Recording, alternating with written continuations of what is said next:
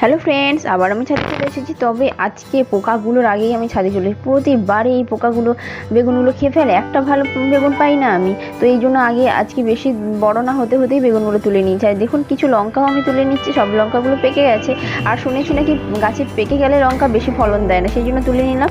আর আজকে এখানে যেসব গাছে ফুল ঝরে যাচ্ছে, ফল ঝরে যাচ্ছে, তার জন্য একটা ভালো ফার্টিলাইজার তৈরি করেছি। আর এটা কিভাবে তৈরি করেছি তার কিন্তু লং ভিডিও অলরেডি আমার চ্যানেলে দেওয়া আছে, এবং আমি লিঙ্কটা অবশ্যই ডেসক্রিপশানে দিয়ে দেবো, চাইলে দেখে নিতে পারেন।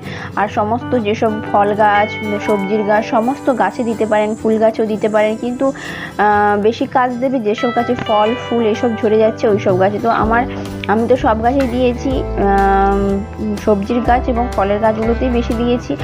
আর ফুল গাছগুলোতে আমি সাধারণত কেমিক্যালই বেশি ইউজ করি, সবজির গাছগুলোতে কম কেমিক্যাল দেওয়ার চেষ্টা করি। ফুল গাছে আমি প্রায় কেমিক্যালই দিই। তো নিজেদের মতন করে বাগান